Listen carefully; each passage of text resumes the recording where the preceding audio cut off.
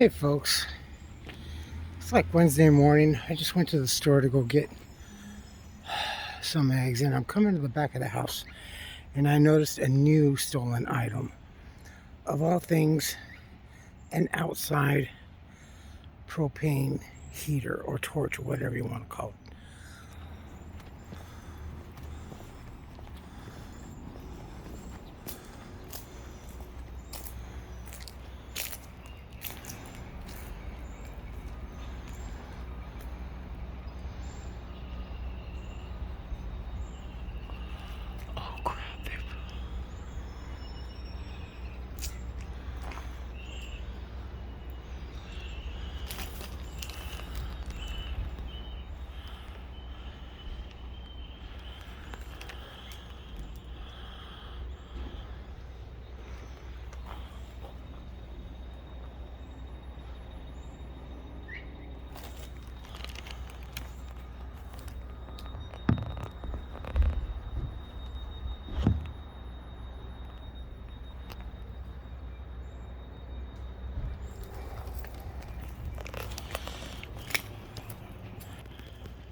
Keep ceiling. That's the spare bedroom. The one that looks like they broke the window trying to get in. More fucked up shit here.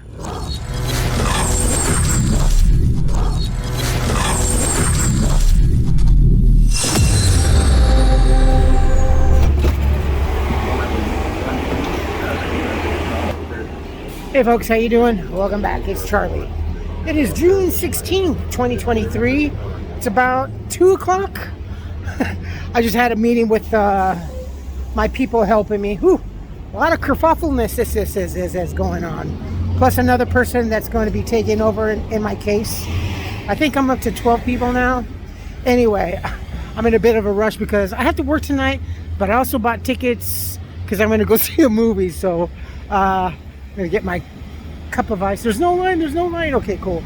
And then we're going to go see a movie. Fill you in a bit.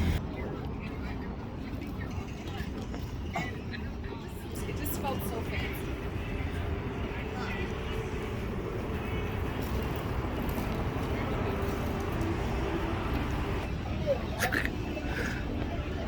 A little late, but previews are running probably, most likely. We're going to go see Transformers. Rise of the Beast. Yay! Let's take advantage of an employee perk.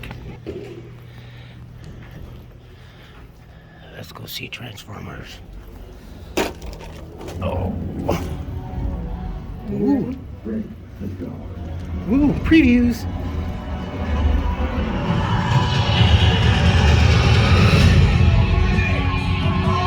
Keep everyone there until it's done.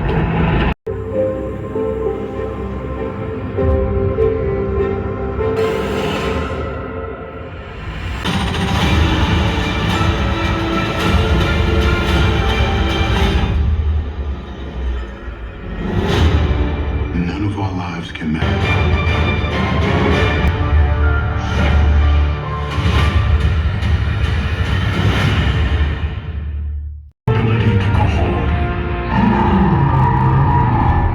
Hey, just let out of the movie.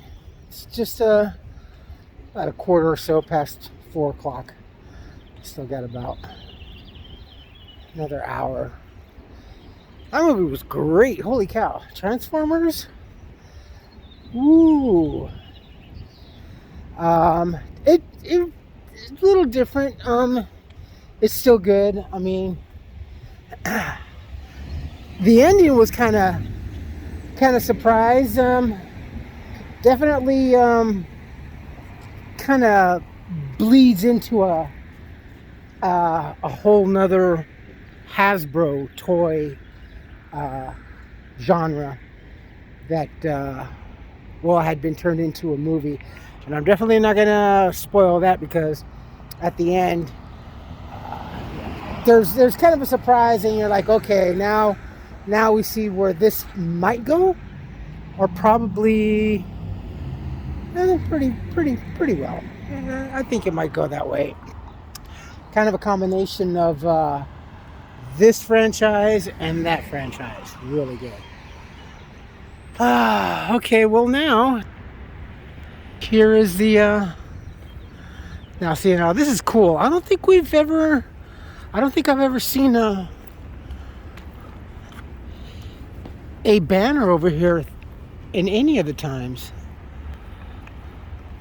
But there it is. That's this weekend, Saturday and Sunday. This is going to be fun. I'm just really glad that this is going to be back. So definitely they have it fenced off over here. This will be part of it. I'm sure it might wrap around that away. There's one of the new banners that they have. That's the inside. And obviously this side too. You can also see the barricades. Would that be barricades or banisters or fencing? So many names for all these silly things. I'm used to, like, don't cross the velvet rope. But anyway, they'll be doing it here. Now, depending on the artist or the art, whatever it entails, it'll usually encompass an area about this size, just about this large. And also probably maybe 2 in 1 square. I'm kind of hoping that my friend will be here. We'll be back here and doing it again. Now, which kind of begs to ask a question. I wonder if they might have like smaller. Yeah, you know, I wouldn't be surprised. Because these are good size. What? 5x4 maybe? Yeah, these are good sizes. Smaller art. And plus they also normally, throughout the years, the previous years, they've also had like where they do kids and stuff like that. Little area kids. That was usually on the upper level up over here. Where it used to be El Cholo. It's kind of a dead zone part of the Paseo, but that's usually where they would have the kids area. Ooh. I gotta tell you, I'm sorry, but they lied on the weather. It on the weather thing, it said right around 3 o'clock it was supposed to be about maybe 72. I can tell you, it does not feel like 72. It's a lot cooler than that. I would say maybe, I don't know, 68. Not too terribly cold, but yeah. At least I know it'll be colder when I get off work. You know what? I just now noticed something. Maybe. See, they have women's restroom over on this side. Then this banner over here says food, drinks, and beer garden. And this side says men's restroom. I wonder. Ooh, that would be nice. Maybe perchance they might open the auditorium. Huh. That would be cool because then I could show you folks the inside.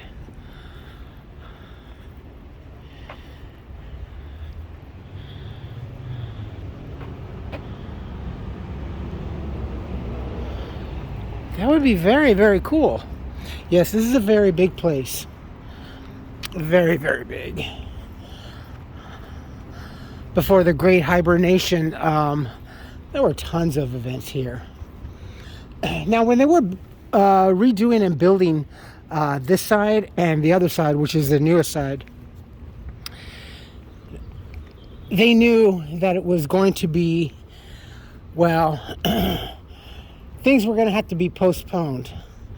So what they did, they changed the, they did turn this into the rink. So anyway, when they were in the process of building the 2 new sections for the center here, they had erected this huge tent. Now, this thing was close to about $1 million, I believe, if I remember correctly. This whole building right here was supposed to be a temporary. This is where they were supposed to be holding temporary events and stuff like that in lieu of this section that they were redoing, and then plus the addition of the other side. They have restructured it, because this was actually a blow-up kind of a, see, you can still tell, kind of a blow-up building, you know what I mean? Anyway, it was definitely only temporary. When I found out how much they cost, this whole building, because the ex was working here for the center, so she was telling me how much it was cost, and then she had said that after the construction was done, that they were going to take this down and open up this whole courtyard area again. And I'm thinking, well, it's kind of stupid. Why would they? This is Pasadena, and bureaucracy is just full of crap anyway around here. But nonetheless, they were going to tear down after spending almost $1 million to erect this on a temporary basis. And this was only going to be here about a year or so. But and I'm thinking, well, why don't they just keep it and use it for something? And they did. Years later, they kept it. During the time of before the Great Hibernation, I'm actually glad that they moved the ice skating rink over here. We used to have a lot of events here too. The U.S. fencing team used to train here in the summertime, and it was cool because I got to come in here. We got to come in here and check out the young kids doing their fencing. You know, picket, dog-eared, white picket, no, fencing with them big knives or swords. But yeah, thought I'd share that with you guys. So here's the big. The you can walk up that area. The seating's kind of right there. The stage is more or less right over there, and then that is the back part of the theater, auditorium works and stuff like that. That's cool though. I'm glad that they did. They do utilize this thing also for a lot of things. So up this area. Now they also did for like a couple of years, but then they kind of shut it off. They did have some artwork over here before, but up here is where they also would do a lot of the artwork all around here and around here. Usually that part over here was for like the kids and stuff like that, and they'd have a couple of activities. But yeah,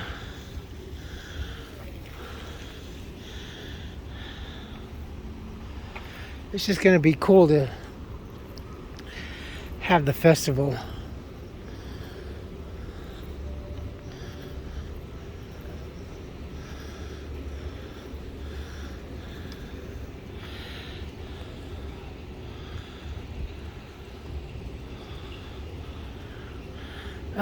Gloomy weather.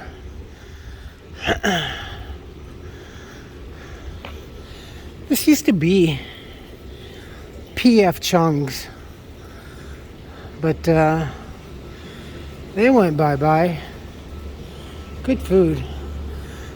Cholo Cafe's still here.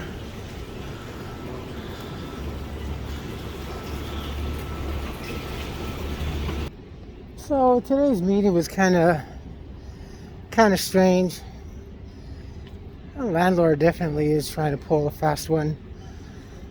Double dipping. Wants a lot of I guess the wants a lot of, basically asking for things that shouldn't be given to her. And that is like the money thing. A lot of the rent was here's the problem. Now we know that it's run by DeVille, or that it's organized by DeVille, and et cetera, like $10 million in annual blah blah blah. Withholding in assets is I think it was like $6 million or whatever. So now we know pretty much how the bills and if there's rent or taxes or whatever is usually, probably most likely, let's just assume that it's being taken care of by the DeVille. Also, the landlord had received a lot of monies during the lockdown, as so many people also did. People that were holding real estate and everything like that, businesses alike, that were getting a lot of, some that were getting loans, but also some that were giving relief money, especially to a lot of property holders and a lot of managers and real estate companies and brokerages and stuff like that. She had received that. Definitely know that is a fact. So,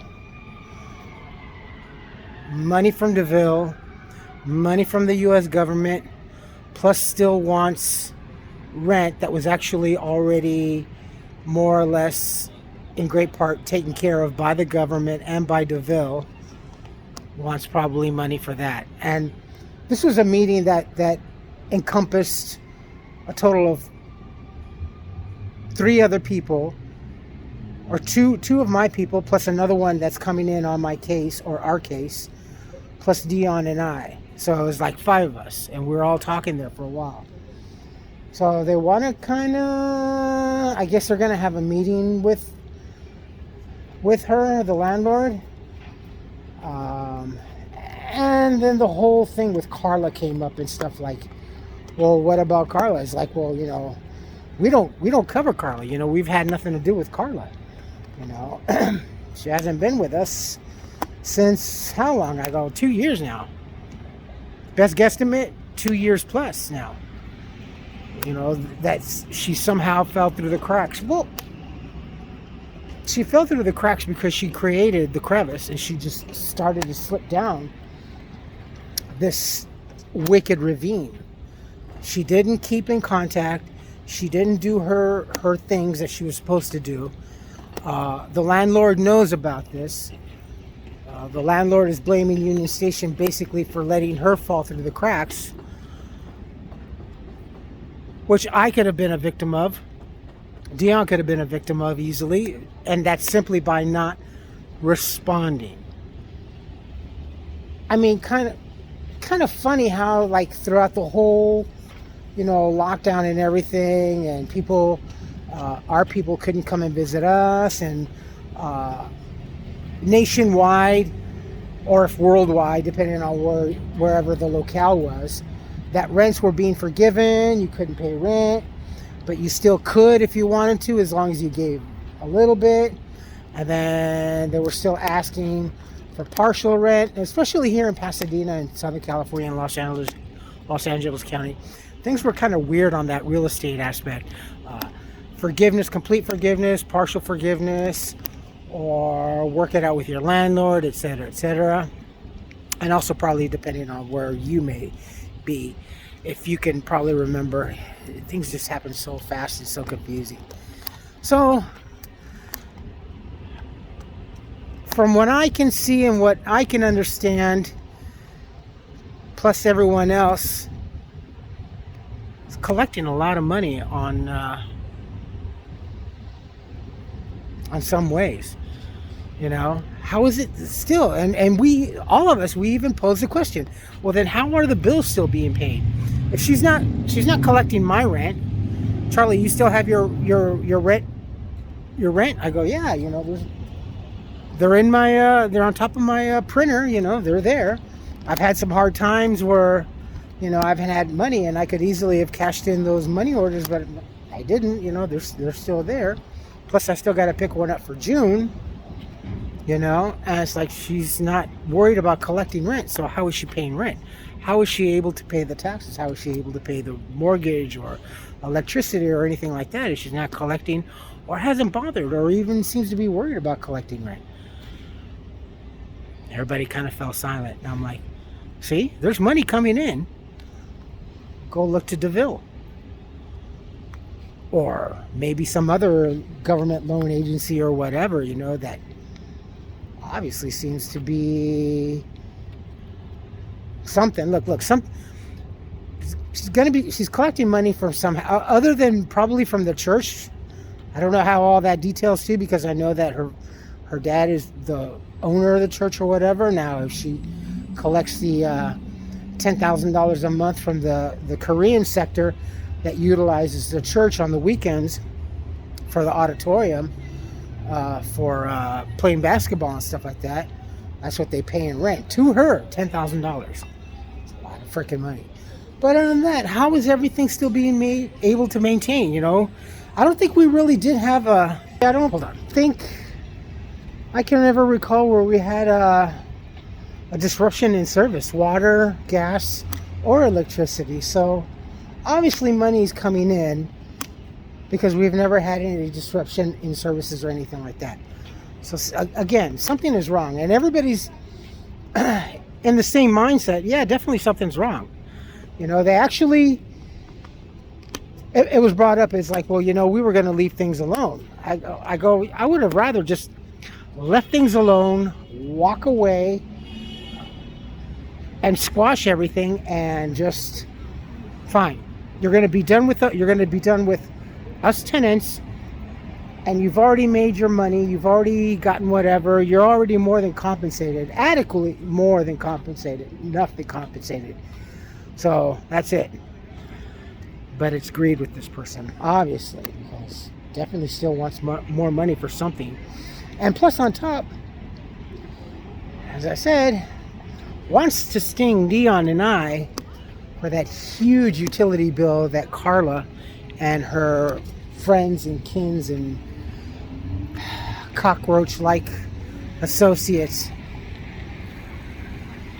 have incurred on that property, on that residence. So, yeah, no. Well, what is she going to try to do, Sue? I go, I'll be the first one waiting for a summons. I don't care. So, this, you know, and the thing is, I even told him, I go, look, with everything, with the whole mayor, especially the police department, the city attorney and everything, keep getting told the same thing.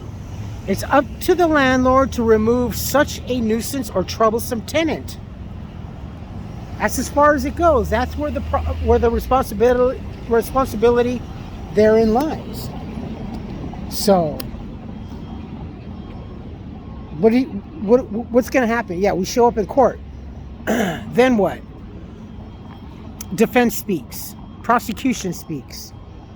And then I could almost see the judge saying, well, you know, Ms. Turner, we're here now in this forum. How did we get here? It's pretty obvious that you were the last resort to prevent this.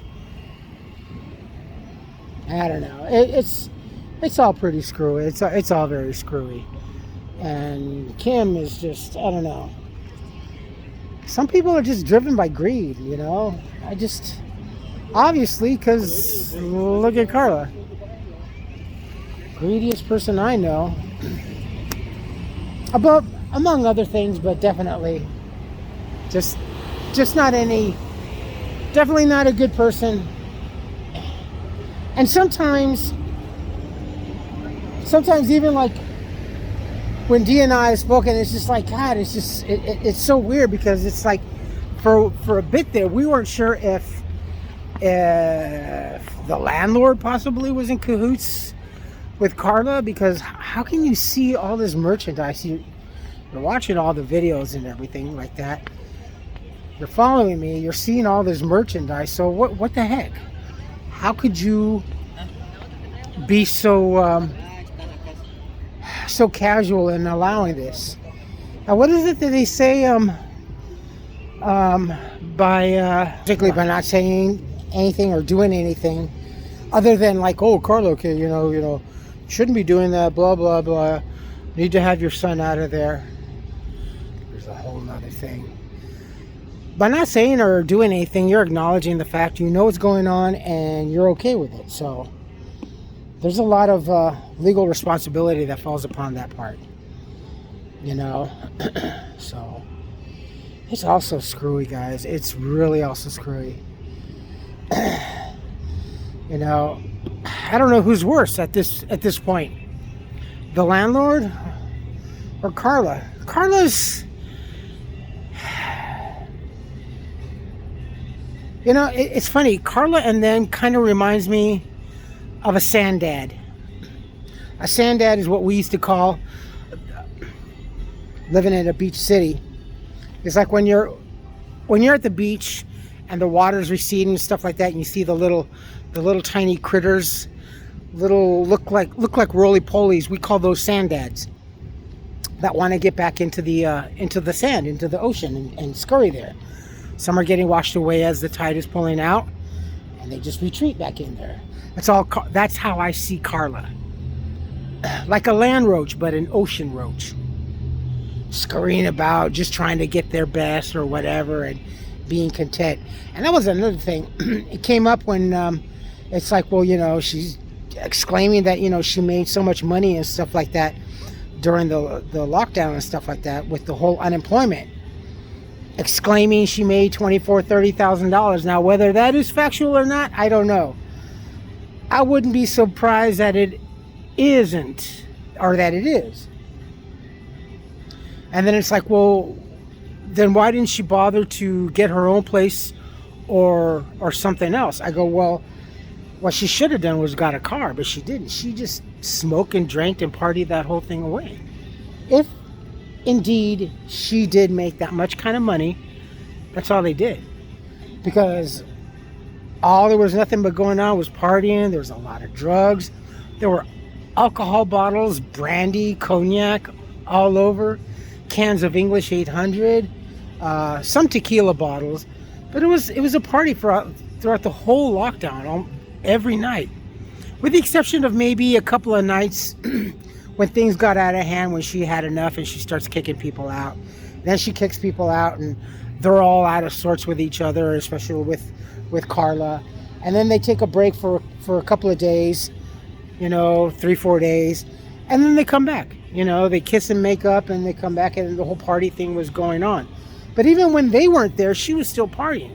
She was still going on rampages and tirades, walking up and down the house, yelling, coming to our door, coming to my door, being threatening, being insulting, being very racist about everything. Just so, again, it's just, the landlord lets this happen. Like I say, Carla's just one of those kind of human beings, that's putting it lightly, that just does what they do, a parasite.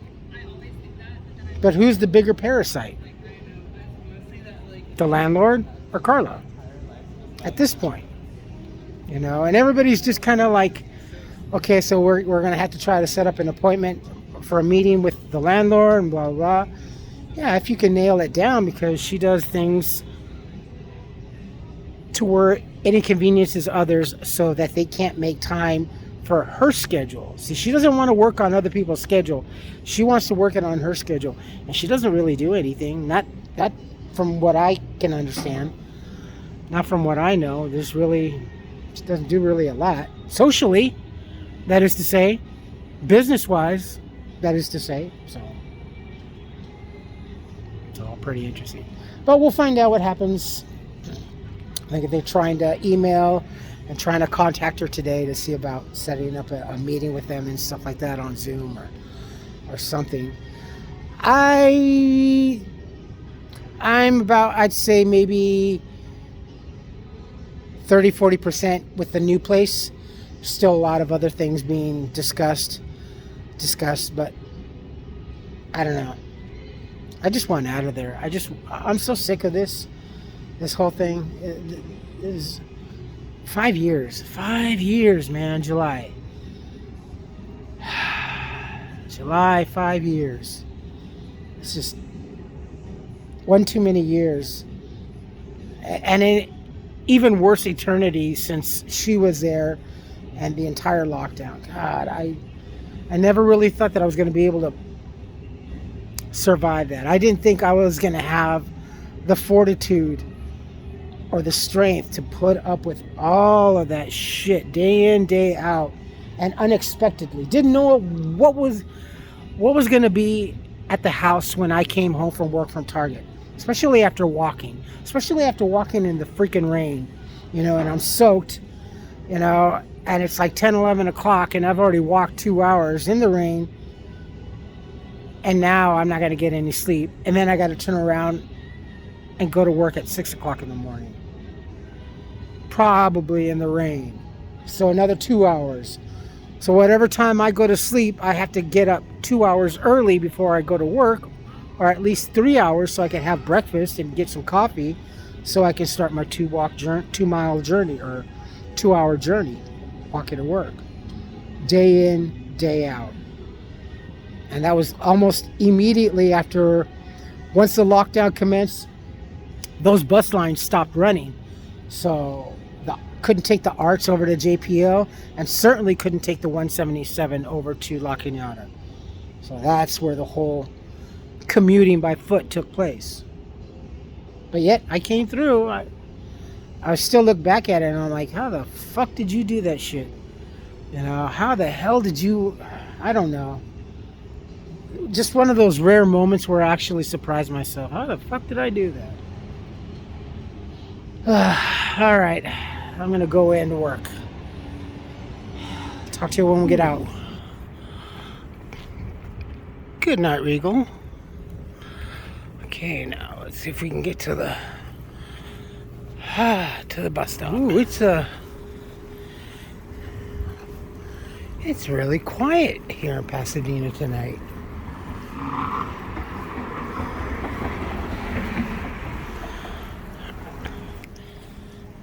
All right, my folks, my friends,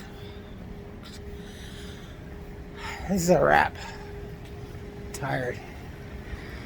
You folks take care of yourselves, take care of each other, but always take care of yourselves first. Love one another, trust one another, be kind to each other, help one another. Don't take today for granted or any other day thereafter. Live for the moment. Pull down your pants and slide on that ice. Although it's a bit chilly here tonight. If you like this video, hit the thumbs up. If you like what I'm doing, we're doing, hit the subscribe button, hit the bell notification button. Tell your friends and family about me, about us, what's going on, and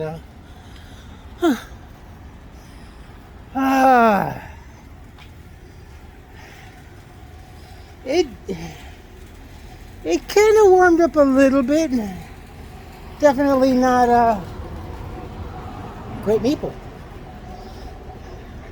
Not what they certainly said on the forecast. 72, my ass. Shoot. But it did warm up a little bit. There's one bus. Wrong direction, though.